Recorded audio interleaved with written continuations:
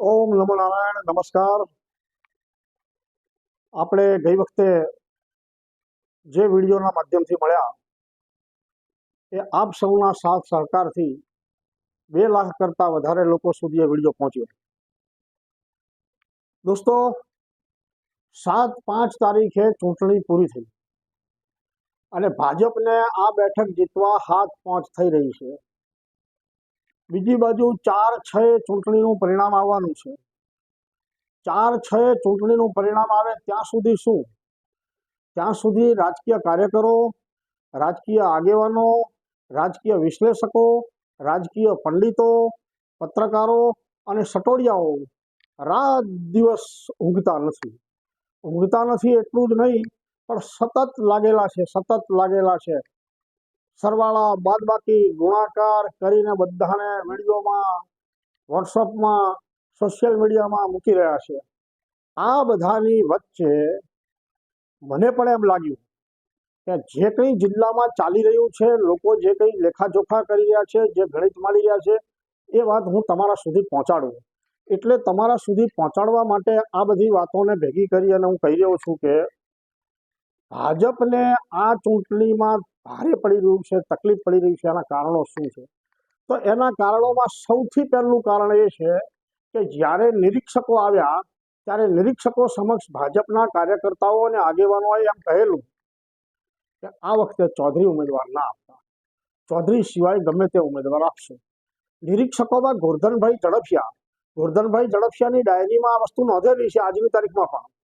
પરંતુ ભાજપે 8મી વખત ચૌધરી ઉમેદવાર આપ્યા, જેના કારણે શું બન્યું કે 6 વખત પૂર્વ કેન્દ્રીય ગૃહમંત્રી હરિભાઈ ચૌધરી, 7મી વખત પરબતભાઈ અને 8મી વખત રેખાબેન આવ્યા. આ 8મી વખત ચૌધરી આવવાને કારણે ખૂબ ઇત્તર કોમ સર્વ સમાજમાં એક પ્રકારની નારાજગી વ્યાપી અને આ નારાજગી જે વ્યાપી છે એમાં નિરુત્સાહ જણાવવા લાગ્યો અને નિરુત્સાહનું વાતાવરણ ઉમેદવાર જાહેર થતાની સાથે જ થઈ ગયું. ઉમેદવારને જાહેર થતાની સાથે જે નિરુત્સાહનું વાતાવરણ થયું એમાં બીજી બાજુ શું થયું? બીજી બાજુ એવું બન્યું કે આઝાદી પછીથી પહેલી જ વખત ઠાકોરને ટિકિટ મળી, એ પણ સક્ષમ, કાર્યનિષ્ઠ, ઉત્સાહી અને જાગૃત રાજકારણનો 28 વર્ષના અનુભવવાળા સક્ષમ ઉમેદવાર ધારાસભ્ય ગેનીબેન ઠાકોર આવ્યા. એટલે કોંગ્રેસનો ઉત્સાહ વધ્યો, ભાજપનો ઉત્સાહ ઘટ્યો. ભાજપે પ્રચારની શરૂઆત કરી. પ્રચારની શરૂઆતમાં સૌથી પહેલા એમણે ગલબા કાકાનું નામ લાવ્યું કે આ ગલબા કાકાના પોતરી છે. ગલબા કાકા સજ્જન વ્યક્તિ અને ગલબા કાકાએ બનાસ ડેરીની સ્થાપના કરેલી. ગલબા કાકાએ જિલ્લાના વિકાસમાં પણ એમનો ફાળો અને કામ કરેલું. પરંતુ કોંગ્રેસે હોશિયારીપૂર્વક એ વાતને એવી રીતે લીધી કે ગલબા કાકા તો અમારા કોંગ્રેસના હતા અને કોંગ્રેસની ડેરી હતી ને કોંગ્રેસની ડેરી આજે ભાજપે પડાવી લીધી છે અને ગલબા કાકાએ ડેરી કરી હતી.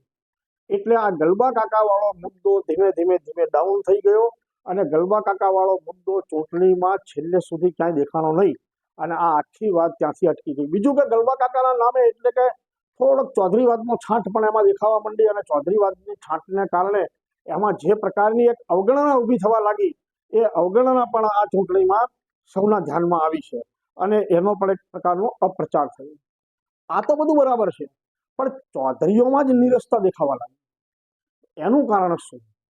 એનું કારણ અમારા ધ્યાનમાં, લોકોના ધ્યાનમાં એવું આવે છે કે હરિભાઈ ચૌધરી, વર્તમાન સાંસદ પરબતભાઈ ચૌધરી, પૂર્વ ધારાસભ્ય વસંતભાઈ ભટોળ, કિસાન નેતા ફલજીભાઈ ચૌધરી, મહિલાઓમાં ગણીએ તો પ્રીતિબેન, પૂર્વ મંત્રી હરજીવનભાઈ પટેલના દીકરી, ડોક્ટર જ્યોતિબેન એટલે કે ભગવાનદાસ ધાનેરામાં એમના દીકરી અને વક્તાભાઈ જડિયામાં એમના પુત્રવધુ, એમની સાથે સાથે ડીસાથી ડોક્ટર રીટાબેન હિરેનભાઈ પટેલ જે આમ તો ઢીમાના વતની.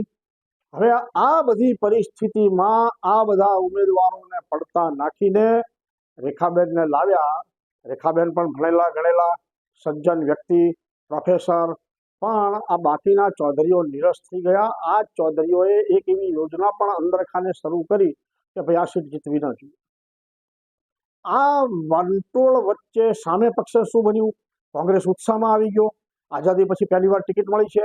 જ્ઞાનીબેન એટલે દબંગ નેતા, જ્ઞાનીબેન એટલે બ્રાન્ડેડ નેતા. જ્ઞાનીબેન 4 એકર પ્રચારમાં ધમધમાટી બોલાવવા લાગ્યા.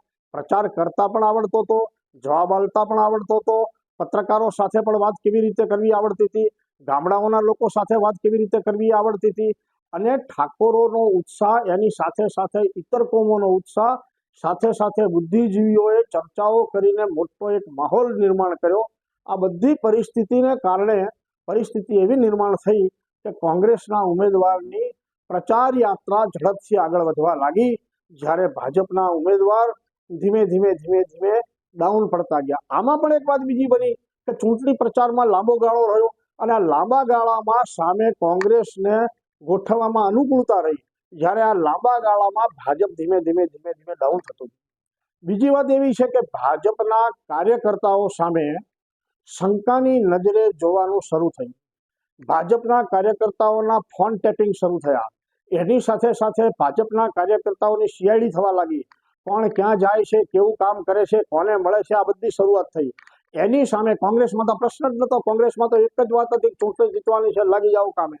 એની સાથે સાથે ફરી પાછી મારે તમને વાત એ કરવી છે કે કાર્યકરોના ફોન ટેપિંગ થયા, જેના કારણે કાર્યકર્તાઓમાં અવિશ્વાસ ઊભો થવાથી કાર્યકર્તાઓ નારાજ થયા, નાખુશ થયા.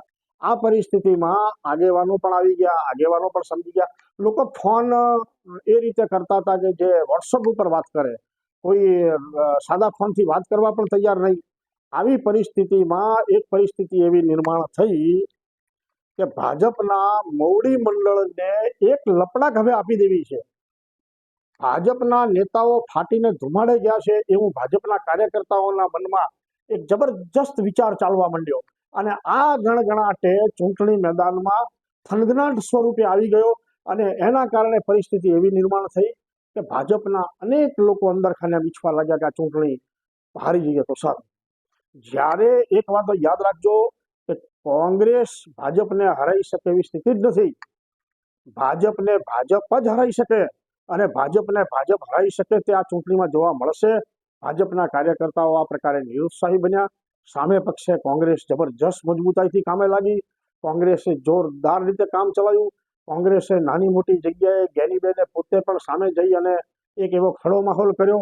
કોંગ્રેસમાં સ્વયંભૂ વસ્તી આવવા લાગી, સ્વયંભૂ લોકો આવવા લાગ્યા. આ સમગ્ર પરિસ્થિતિના કારણે ભાજપનો માહોલ ડાઉન થયો, કોંગ્રેસનો માહોલ તેજ થયો. એવું આ ચૂંટણીમાં સૌ કોઈ જોઈ રહ્યા છે, જાણી રહ્યા છે. મારે આ પછી આવતા વિડીયોમાં હજુ બીજા મુદ્દા બાકી રહેશે કહેવા છે. આપને અત્યારે આ પ્રથમ અધ્યાયમાં હું આટલી જ વાત કરવા માંગુ છું અને કરું છું. ફરી આપણે મળીએ છીએ ટૂંક સમયમાં. ભારત માતા કી જય.